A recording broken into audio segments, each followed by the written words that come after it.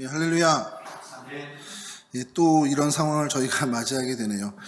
오늘 1600명이 넘었다고, 확진자가요, 넘었다고 그래서 마음에 되게 좀 경계심이 더 생기게 되기도 하고, 점점 어려워지는 상황 속에서 우리의 기도가 더 필요하겠구나라는 생각을 좀 해본 하루였습니다.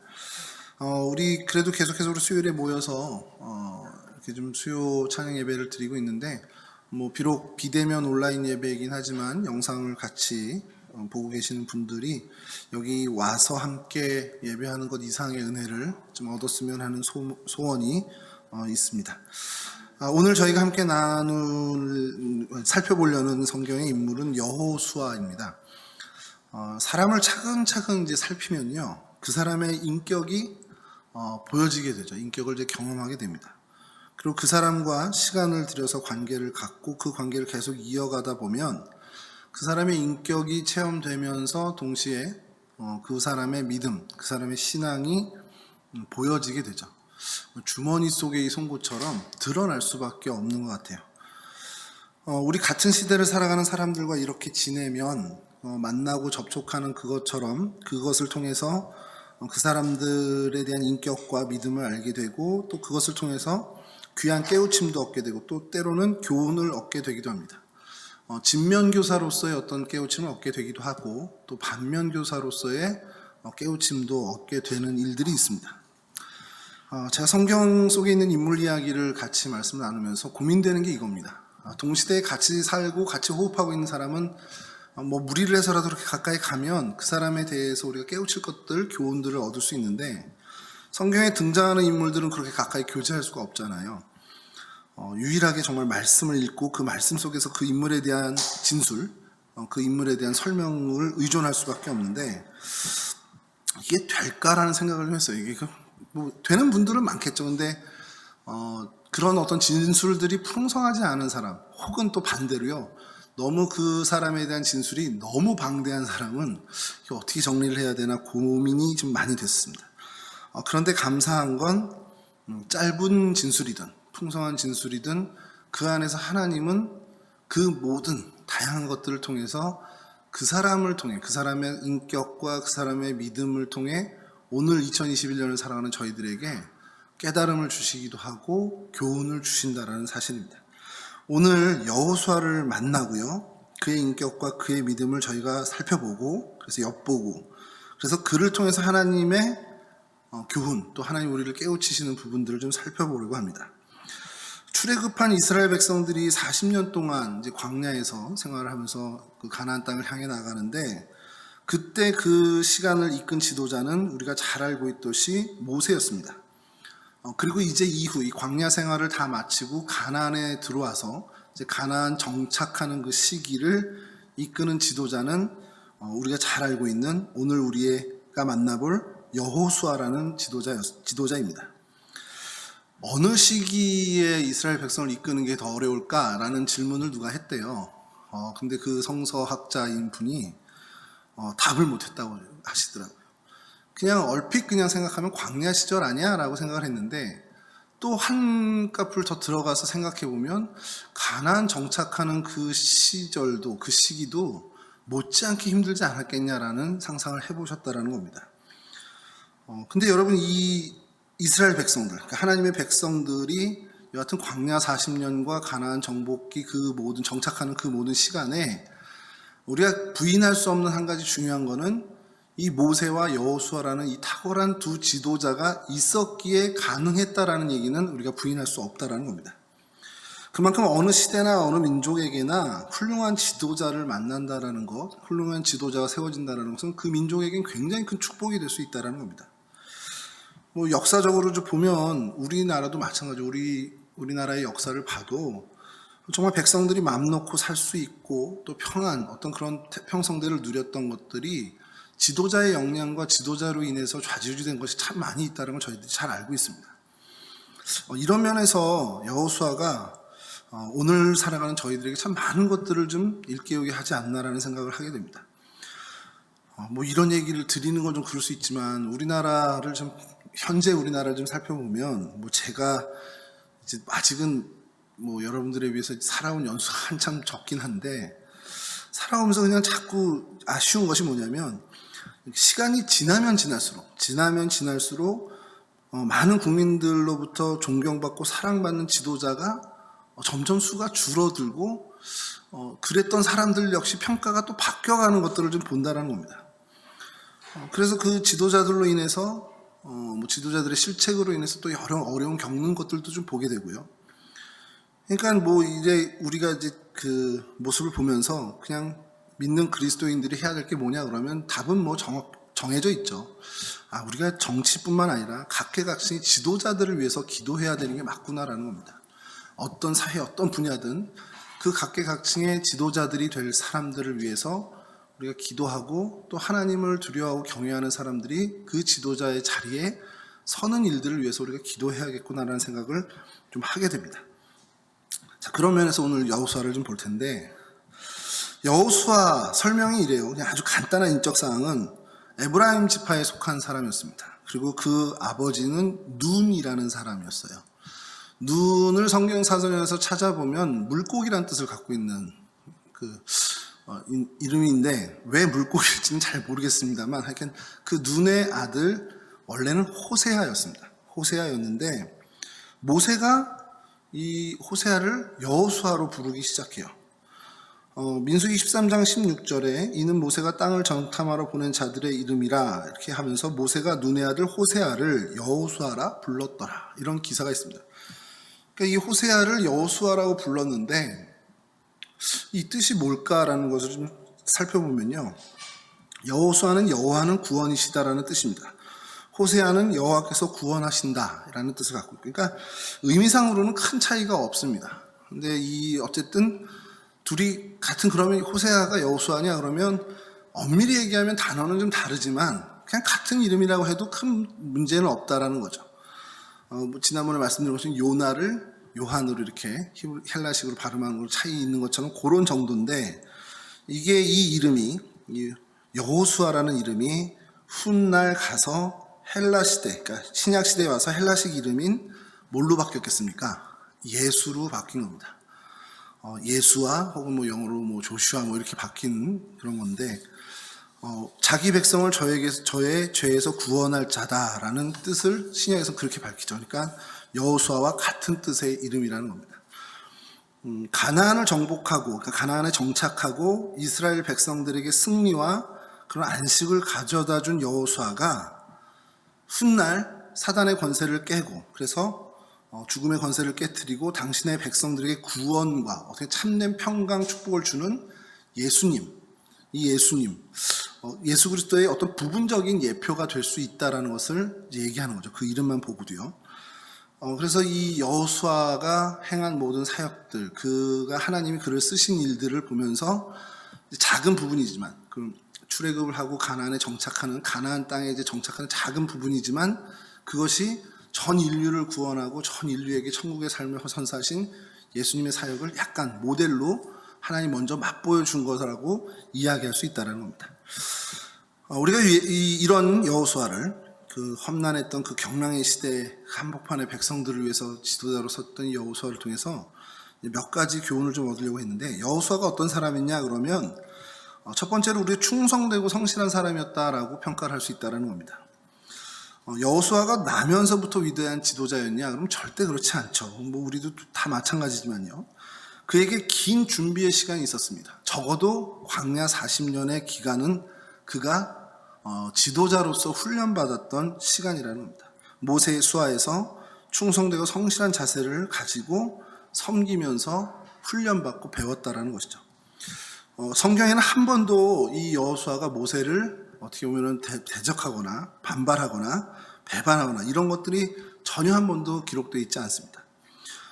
여호와 하나님 중심에서 중심의 신앙에서 벗어나지 않았고요. 어떻게 보면 나태하거나 게으름을 피웠던 모습도 전혀 보이지 않습니다. 아마 그 과정을 지내면서 그 생생한 경험이 그에게 계속 축적됐을 겁니다. 축적됐을 거고, 그래서 훗날 이스라엘의 어떤 영적인, 군사적인, 정치적인 지도자로서 훈련이 계속 되어진 시간이 이 40년 기간이었다는 것이죠. 그리고 그 결과 어떻게 됐습니까?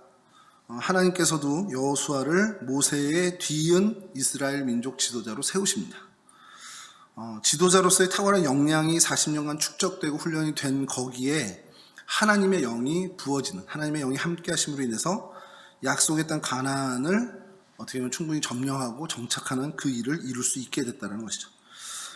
근데 우리가 여기서 좀 놓치지 말아야 하는 것은요, 여호수아를 그 차기 지도자로 세운 것은 모세 홀로 모세가 결정한 것, 모세가 결정했다라고만 할 수 없다라는 겁니다. 그렇게 한 것보다는 오히려 하나님의 선택이었다라는 것을 우리가 성경에서 살펴볼 수 있는데, 민수기 27장 18절에서 20절 말씀입니다. 제가 읽어드릴게요.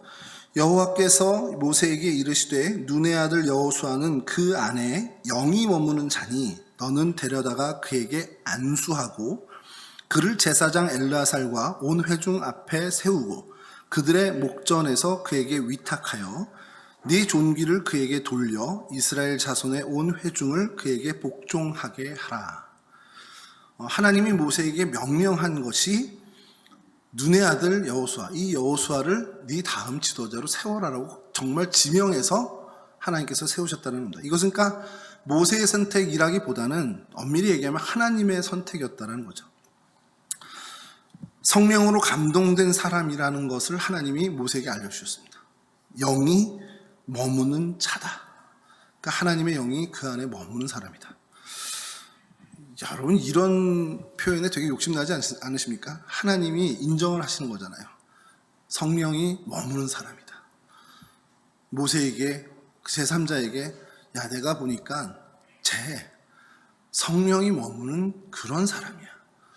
사람들의 인정도 중요하지만 정말 중요한 건 하나님의 인정하심이라면 우리가 사실 이런 일을 위해서 어떻게 보면은 노력하고 더 신앙의 행보를 걸어가야 하지 않겠냐라는 겁니다.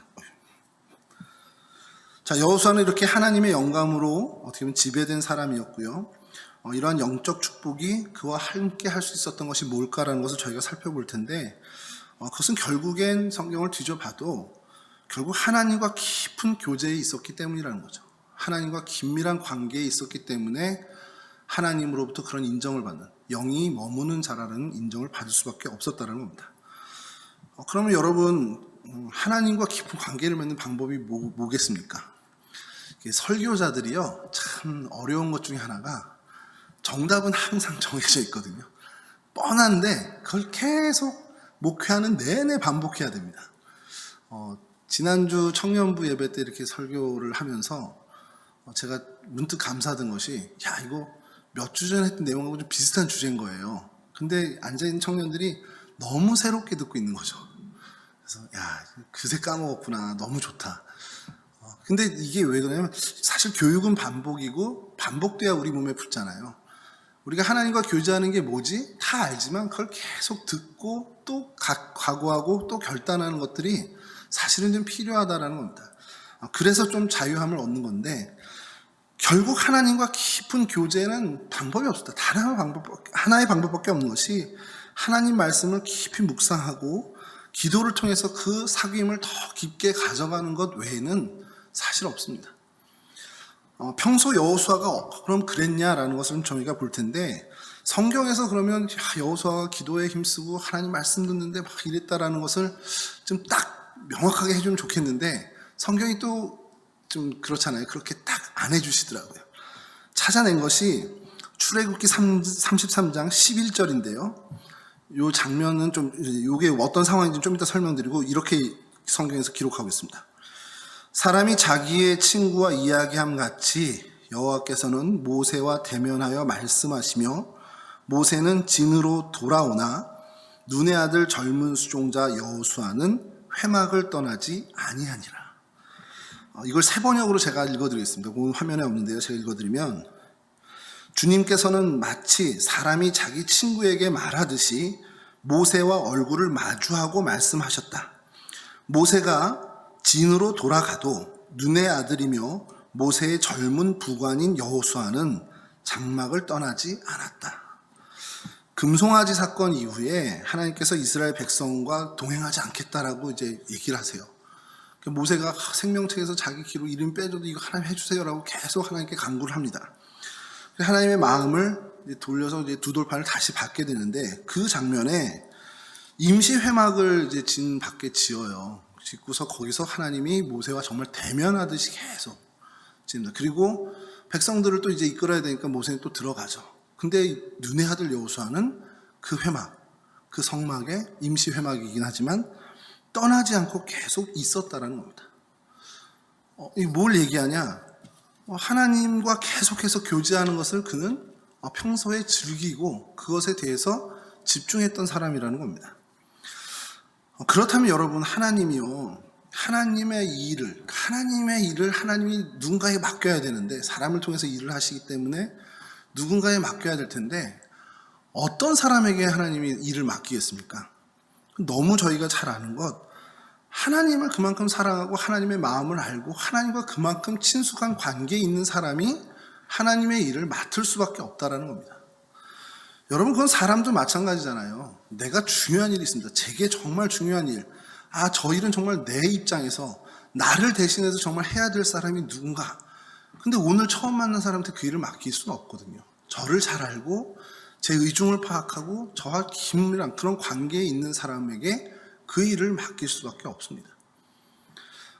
이 시절에 여호수아가 모세의 후계자가 된 것은 그러고 보면 너무 지극히 당연하고 자연스러운 일일 수 있다는 거죠.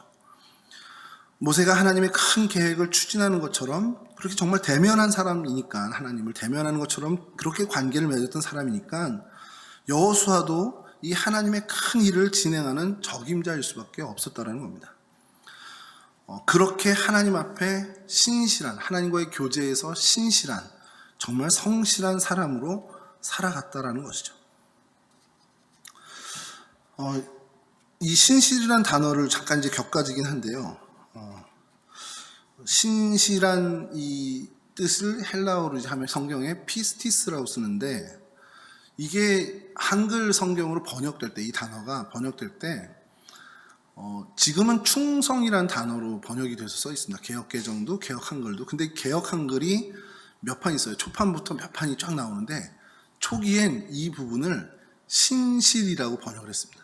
그러니까 성경에서 신실은 오늘날의 충성과 같은 단어고, 이것이 헬라어 피스티스와 같은 단어라는 거죠. 근데 제가 일전에도 한번 이 말씀을 드리고 혹시 기억하시는 분이 계실지 모르겠는데, 이 충성이라는 한자어를 이렇게 좀 파자하는 게 많이 이제는 알려졌는데 가운데 중자에 마음 심자를 쓰죠. 그리고 옆에 성은 말씀 언변에 이룰성자를 씁니다. 그러니까 충성이 뭐냐 그러면 마음 가운데 하나님의 말씀을 이루는 것이라고 굉장히 신앙적으로 해석하는 분들이 있습니다. 근데 그거를 들으면서 그래, 그게 정말 충성이고 그게 진짜 신실이지. 그러니까 하나님이 말씀하셨다 그러면 그 말씀을 이루기 위해서 애쓰는 것이 신실이라는 겁니다. 하나님 앞에서 정말 성실하고 신실하고 충성스러운 것은 우리가 정말 하나님으로부터 쓰임받기 위해서, 아니면 쓰임받는 것을 떠나서라도 하나님의 백성으로 정말 마땅히 가져야 하는 신앙의 기본 중의 기본의 자세라는 겁니다. 그래서 하나님의 사람은 반드시 신실해야 되고, 하나님의 사람은 반드시 하나님과 깊은 관계 속에 들어가야 한다는 거죠. 이렇게 신실하고 성실하지 않고는 아무것도 얻을 수가 없는 게 하나님의 질서라는 겁니다. 그게 우리 신앙생활에 여지없이 드러나죠. 신앙생활 하면 할수록 그것은 정말 진리다라고 인정할 수밖에 없다는 겁니다. 부지런하게 정말 열심을 품고 하나님을 섬기는 것, 사실 그래도 은혜 받고 성령의 열매를 거두는 게 쉽지 않은데, 그냥 다 모든 거 내려놓고 아무것도 안 하고 그냥 게으르게 있을 때 어떠한 열매가 우리 삶에 맺히겠습니까? 그건 신앙생활뿐만 아니라 직장에서도 마찬가지죠. 직장이나 일터에서도 마찬가지입니다. 무조건 열심히 일하자라는 게 아니라 정말 정성을 갖고 그것에 대한 기쁨을 갖고 정말 노력하고 신실해 갈 때 삶의 자리에서도 귀한 열매들을 저희가 얻을 수 있다는 것이죠. 그러면서 드는 생각이 뭐였냐면, 하나님과의 관계에서도 그렇고 직장과 우리 일터에서도 또 가정에서도 그럴 텐데 교회는 어떨까라는 생각을 좀 해봤어요. 좀 엉뚱한 생각을 한 거죠. 교회에서 당연히 신실해야죠. 신실하게 성실하게 가야죠.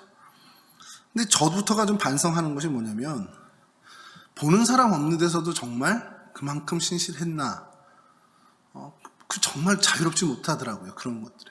하나님이 보고 계신다라고 하면서도 사람의 눈을 의식하고 살아왔다는 거죠. 근데 사실 그게 저희들의 한계일 수 있습니다. 근데 우리가 목표해야 되는 바는 보는 사람이 없어도, 인정하는 사람이 없어도, 혹은 어떤 칭찬이 없어도 묵묵히 내 자리를 지켜가는 것이 중요하다는 것. 그리고 그런 사람들이 많이 모일 때에, 그런 모이면 모일수록 교회는 점점 더 든든해지고 사실 저력 있는 공동체로 나아가게 된다는 겁니다. 그러니까 사람이 있으나 없으나 하나님은 늘 계시고 하나님은 늘 지켜보시니 그거 하나만 갖고 정말 내 자리를 묵묵히 지켜나가는 사람이 많이 있는 공동체. 그리고 사실은 우리의 목표는 그런 사람들이 더욱더 길러내고 양성되는 그런 공동체를 지향해야 된다는 겁니다. 그리고 그런 공동체를 통해서 하나님은 이 시대에 하나님의 일을 행하신다는 거죠. 여러분, 어떤 상황에 있든지 내 여건이 어떻든지 정말 하나님 앞에 신실한 일꾼들이 되는 일에 여러분 애써 주시기를 간절히 바랍니다. 그것이 교회든 직장이든 가정이든 어디서든 내 삶이 어디서든 그런 모습을 갖는, 그러니까 안에서 새는 바가지 밖에서 샌다라는 우리 속담이 있잖아요. 안에서 안 새면 또 밖에서도 안 샌다라는 겁니다. 그러니까 어디 있든 우리가 신실한 하나님의 일꾼으로서 살아가는 것에 대해서 정말 우리가 각오하고 결단하는 그런 삶을 추구하며 살아가실 수 있기를 간절히 바랍니다. 여호수아를 살펴보면서 여호수아가 어떤 사람이었냐 하면 두 번째 특징은 헌신적인 사람이었다는 겁니다. 근데 헌신적인데 욕심이 없는 헌신적인 사람. 이걸 좀 좋은 표현이 뭐가 있을까 하다가 나름대로 이렇게 좀 타이프 치면서 한 것이 청렴하며 헌신적인 사람, 이렇게 좀 해봤습니다. 여러분, 군대에서 농담처럼 전해져 내려오는 얘기가 있습니다. 전투에는 실패해도요, 배식에선 실패해서는 안 된다는 겁니다. 이게 밥 나눠주는 거에서 이게 실패하면 큰일 나는 거죠. 다 나눠줬는데 뭐 1소대는 먹을 게 없었어. 배식이 밥은 다 떨어졌는데 1분대는 줄 게 없어. 이건 안 된다는 겁니다. 그만큼 나눠주는 것이 엄청 중요하다는 것을 얘기한 농담이겠죠. 가나안 정착 그 과정에서 가나안을 정복하고 각 지파별로 그 가나안 땅을 분배하는 일이, 아까 처음에 말씀드렸죠. 구약 신학을 하신 그 교수님한테 광야 40년이 어려운 것 같습니까? 아니면 정착하는 그때가 어렵습니까? 그래서 모세와 여호수아 누가 더 어렵겠냐는 걸 질문했을 때 대답을 못 하셨다는 게, 여러분, 이 나눠주는 건 정말 어려운 일입니다. 외부의 적들과 싸우는 전쟁 못지않게요, 내부적으로 갈등이 빚어질 수밖에 없는 요인이 너무 많습니다. 뭔가를 배분하고 나누는 것은. 여호수아가 그 지도자로서 하나님으로부터 계속 훈련받았던 그 귀한 능력과 재능 위에 하나님의 도우심이 얹어져서 이 일을 정말 잘 마무리하게 된 거죠. 그러니까 이거는 참 하나님의 은혜라고 할 수밖에 없습니다. 이때의 여호수아가 어떤 모습을 발휘했길래 이게 하나님의 은혜가 얹어지면서 잘 됐을까? 아까 말씀드린 욕심 없는, 사심 없는 그 마음, 그리고 헌신적인, 사람을 생각하는, 백성들을 먼저 생각하는 그 헌신적인 마음이 이 분배, 토지 분배에 귀한 역할을 했다는 겁니다. 제가 잠깐 고등부를 맡은 때가 있었어요. 예전에 이제 잠깐 있던 교회에 고등부를 맡았는데, 이제 행사를 하고 나서 간식을 나눠줬습니다. 이제 조별로 이제 간식을 먹는데, 1학년부터 3학년까지 각 학년에 2명씩 해서 6명이 한 조였어요. 근데 이제 거기에 파이를 뭐 피칸 파이든 호두 파이든 이렇게 좀 나눠주게 됐는데, 어떻게 나눠야 이게 공평할까요? 그래서 그때 선생님들하고 무슨 얘기를 했냐면, 3학년 애들이 자르게 하고 1학년부터 고르게 하자. 굉장히 지혜롭지 않습니까? 힘 있는 애가 나누게 하고요, 힘 없는 애부터 고르게 하는 게 사실 제일 공평할 수 있습니다. 그만큼 이제 나눠주는 게 어렵다는 얘기인데, 이 여호수아 19장에 보면 이 비슷한 일이 있어요. 12지파 모두 기업 분배가 끝납니다. 그리고 마지막에 여호수아가 딥나세라 자기 땅을 분배를 받아요. 여러분, 이게 우리가 조금 다른 각도에서 보면, 여호수아가 제일 노력했잖아요. 지도자잖아요. 그러면 땅을 분배할 때 제일 먼저 본인이 요구했던 땅을 분배받을 수 있을 텐데, 그러지 않았다는 겁니다. 여호수아는 다 분배가 끝난 마지막에 가서 이제 에브라임 지파 안에 있는 그 딥나세라를 본인이 이제 원했던 그 땅을 마지막에 받게 된다는 거예요. 여러분 이게요 굉장히 어떻게 보면은 굉장히 그러니까 지도자가 이렇게 하기가 쉽지 않은데 이렇게 할 수만 있다면 정말 많은 사람들로부터 인정받을 수 있는데 그걸 쇼로 할 수도 없다라는 겁니다. 이게요. 쇼 또 드러나잖아요. 그러니까 여호수아는 평상시의 생각이 이 백성들을 향해서 그런 마음을 갖고 있었던 사람이라는 겁니다. 자기 욕심 없이 사심 없이 내 백성들 하나님의 백성들 먼저 다 먹여주고 입혀주고 그 다음에 자기 거 마치 엄마가 그렇게 하는 것과 같은 마음을 가지고 있었다는 사람입니다. 또 다른 한편의 모습이 있는데요. 뭐가 있냐면 여호수아 8장 9절인데 이런 말씀이 있습니다.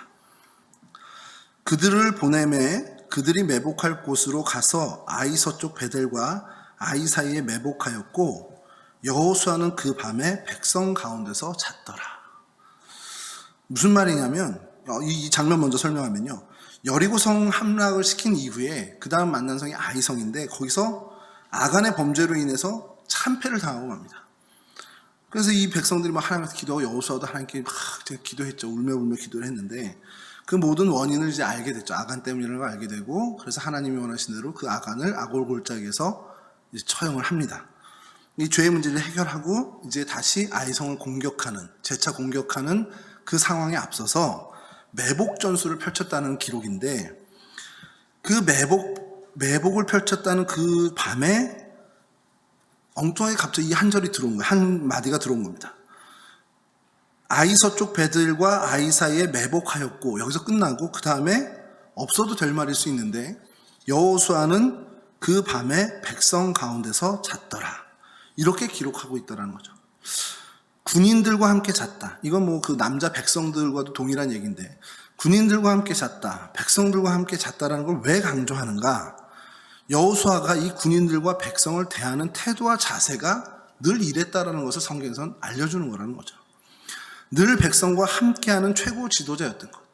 잠자리를 구별하지 않고 똑같이 그들과 함께 그 삶을 나누었던 최고 지도자였다라는 것을 성경에선 우리에게 강조하고 있다는 겁니다. 여러분 우리가 살아오면서 이제까지 정말 많은 지도자들을 보는데 오늘날 우리 이 나라를 이끄는 많은 지도자들을 보면서 우리가 갈증이 나는 게 뭡니까? 이런 지도자를 갈증하고 있는 건 아니겠냐라는 거예요. 많은 지도자들이 자신의 이익을 먼저 챙기고 자신은 좀 구별되고 자신은 좀 다르다라고 어떤 특별한 대우를 받는 것에 더 어떻게 보면 그런 모습들을 저희가 더 많이 봐왔다라는 것이죠. 그러나 여호수아는 늘 백성과 함께 했고 그리고 이스라엘 백성의 기업을 다 나눈 후에 자기가 마지막에 양보하는 그런 모습도 보이고 백성들 가운데 먼저 백성들과 함께 늘 구별 없이 어떤 권위적인 그런 것 없이 같이 어우러지는 그런 모습을 보였다라는 겁니다. 그의 그 모습을 보면서 사심 없고 백성들을 향한 헌신적인 사람이었다는 것을 저희가 발견하게 됐다는 것이죠. 그리고 거기에 이제 추가적으로 하나를 더 말씀을 드리면 그의 고별 설교를 좀 이따 좀 다시 한번 다루긴 할 텐데 그 고별 설교를 보면 결국 그는 이 백성들의 장래까지도 항상 그 마음이 가 있었다는 거죠. 너희들의 미래에 어떻게 할 거냐. 좀 이따 좀 잠시 뒤에 살펴볼 텐데요. 교회도 어떤 공동체도 마찬가지인 것 같아요. 지도자급에 있는 모든 분들이 개인의 어떤 사심을 다 버리고 먼저 공동체를 생각하고 공동체에 대해서 헌신하는 마음이 있다면 그 공동체는 그냥 잘 될 수밖에 없습니다. 그게 뭐 부흥한다는 얘기가 아니고요. 행복한 공동체가 될 수밖에 없습니다.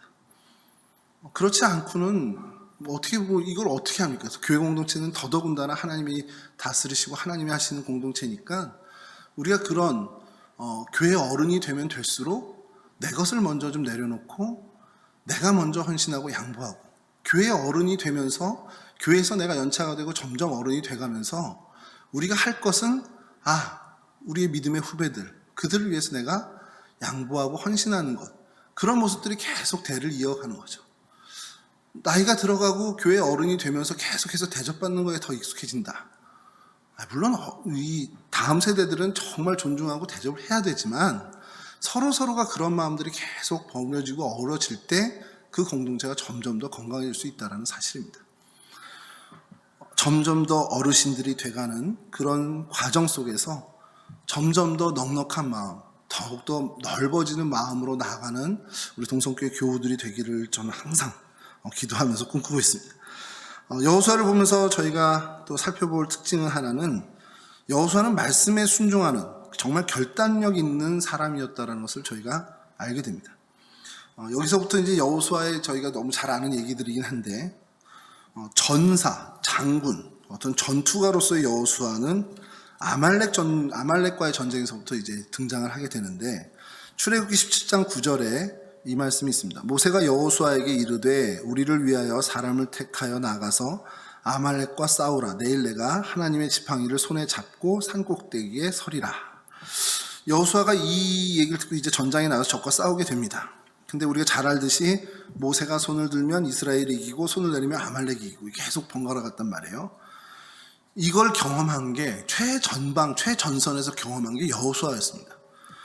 여호수아가 이걸 경험했다. 뭘 의미합니까? 전쟁의 승패가 여호수아의 전술과 어떤 용맹에 의해서 결정된 게 아니라는 걸 여호수아가 누구보다도 먼저 알게 된다는 겁니다.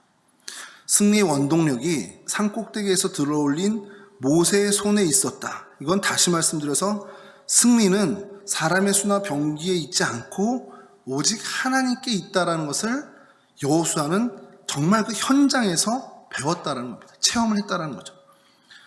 그러니까 이거야말로 여호수아가 하나님의 군대의 장군으로서 가장 먼저 가장 중요하게 배운 전술과 전략이었다는 겁니다.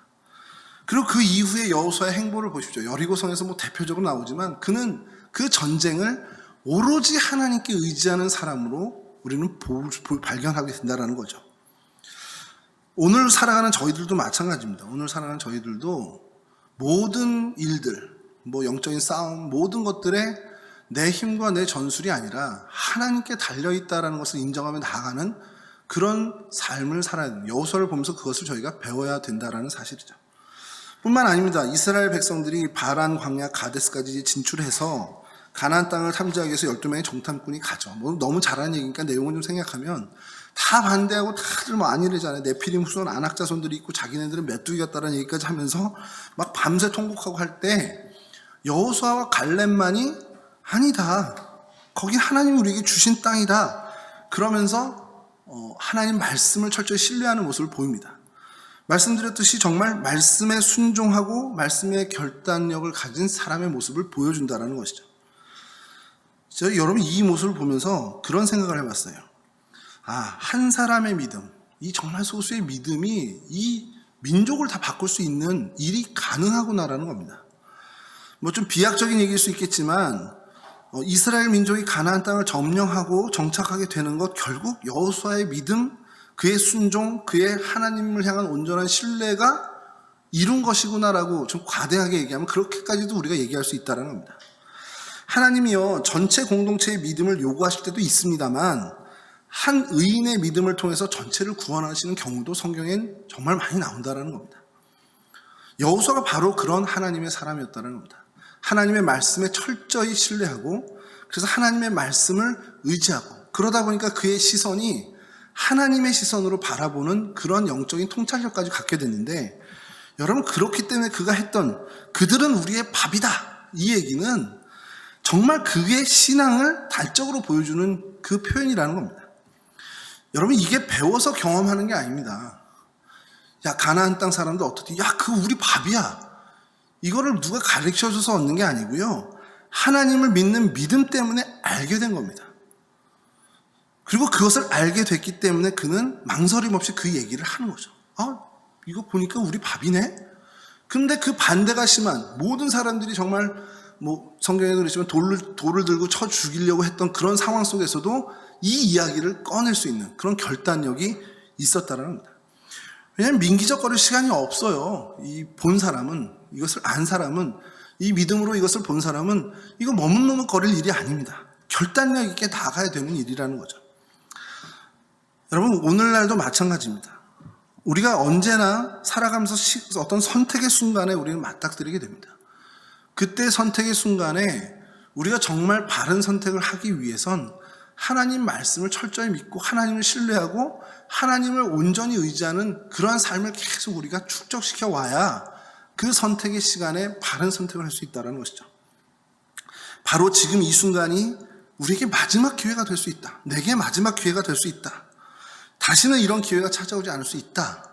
만약에 그렇다면 정말 제대로 된 선택을 해야만 한다는 겁니다. 그거는 개인도 마찬가지고 공동체도 마찬가지입니다. 우리 공동체에게 하나님 맡겨주신 일이 있다면, 그래서 그것을 위해서 선택의 기로에 우리가 섰다면 그것을 정말 후회하지 않도록 마지막 선택, 이번에 안 되면 다음에 잘하면 되지가 아니라 정말 하나님이 원하시는 선택을 바르게 하기 위해서 우리가 더 하나님을 의지하고 더 하나님께 기도하고 더 하나님의 마음을 알아가기 위해서 지금이라도 정말 애쓰고 노력하는 그런 수고의 땀 흘림이 있어야 한다는 얘기입니다. 마지막으로 여호수아를 살펴보면서 저희가 얻을 수 있는 또한 마지막의 그 모습은 그는 백성의 지도자일 뿐만이 아니라 책임 있는 영적 가장이었다는 겁니다. 아까 말씀드린 고별 설교인데요. 이건 좀 읽어드리는 건 시간상 좀 다음에 하고요. 여러분 잘 아시죠? 오직 나와 내 집은 여호와를 섬기노라. 제가 조금 이제 여호수아를 보면서 민족의 지도자, 정말 하나님의 공동체의 최고의 지도자 이거를 보다가 그것만이 아니구나라고 깨닫게 된 것이 오직 나와 내 집은 여호와를 섬기노라. 수십 년간 그의 젊은 시절부터 갖고 있었던 신앙의 표현입니다. 어떻게 보면 신앙적 결단은요, 다수의 그것과는 상관없이 그게 어떻게 되든 나와 내 집은 이렇게 하겠다라는, 정말 하나님과의 1:1 관계에서 결정되어야 한다는 거죠. 이스라엘 지도자, 이스라엘 전체 공동체의 지도자라는 막중한 책임을 가지고 있으면서도 내 가족의 신앙의 행보, 신앙의 방향은 늘 살피고 놓치지 않고 있었다라는 그런 모습을 우리가 본다라는 거죠. 그렇기 때문에 여러분, 우리가 가족의 영적인 문제까지도 우리는 계속해서 내 책임하에 두고 계속해서 관심 갖고 나가야 된다는 겁니다. 사실 여호수아를 만나면서 이렇게 하나님으로부터 쓰임받고 하나님으로부터 내가 이런 어떤 우리 공동체, 우리 교회 공동체, 동성교회 공동체 안에서 내가 이런 쓰임을 받고 이것도 중요한데 그것만큼 중요한 것이 내 가정에서 우리 집의 영적인 선택과 영적인 모습들, 이런 것들에 대해서 하나님이 내게 책임을 지워주셨다는 사실을 놓치지 않고 살아가야 한다는 겁니다. 우리 아들, 딸 좀 시간 지나면 다 알아서 해주시겠지. 과연 그럴까요? 제가 두려운 게 그거예요. 두려운 게 목사 아들, 딸이니까 신앙생활 잘하겠지. 그거 사실 자신이 없어요. 그냥 여러 선배 목사님들 보면 자녀들이 참 잘 신앙 안에서 오히려 목사님들보다 더 어떤 신앙의 그런 거장들이 되는 걸 보면서 참 부럽다 하는데 우리 애들이 다 그렇게 될까라는 생각을 하면 항상 두렵습니다. 그래서 사실 그것 때문에 기도하는 게 더 많이 있죠. 저절로 되는 게 아닙니다. 하나님이 가족의 영적 문제, 신앙의 문제, 우리 각자 부모된 우리에게 책임지어 주셨다라는 것, 이것도 우리가 여호수아를 보면서 놓치지 않아야 되는 중요한 일이라는 겁니다. 여러분, 오늘 여호수아를 통해서 우리가 몇 가지 신앙적인 교훈을 좀 살펴봤는데요. 여러분, 하나님이 사람을 통해서 일하십니다. 여호수아 같은 사람이 많으면 많을수록 하나님은 일하시기가 편하실 거랍니다. 우리 동성교회 안에 이런 여호수아 같은 믿음의 사람이 계속해서 늘어나고 더 많이 채워진다면 하나님은 이 동성교회를 통해서 얼마나 많은 일을 하시겠습니까? 그게 큰 획을 긋는 한국교회를 책임지는 일, 그게 아니에요. 그걸 얘기하는 게 아닙니다. 정말 우리가 건강한 하나님의 사람으로 우리 공동체 안에서 하나님을 섬기는 그 기쁨과 행복이 넘치고, 비록 이렇게 영상으로 예배를 드린다 하더라도 예배 속에 기쁨과 즐거움과 환희가 넘치는 그런 일들을 하나님은 사람을 통해서 사실 일하실 수 있다는 겁니다. 여러분, 말씀 마치겠습니다. 이 일을 이루시는 하나님을 더욱더 우리가 쫓아나가 더욱더 하나님과 교제하시길 바라고요. 여호수아 본받아서 정말 성실하게, 충성되게, 정말 사심없는 헌신으로 정말 신앙의 결단력 갖고, 그리고 우리 가족들까지 책임지는 그러한 영적인 귀한 일꾼들, 신앙의 믿음의 일꾼들이 되실 수 있기를 주님의 이름으로 간절히 축원합니다.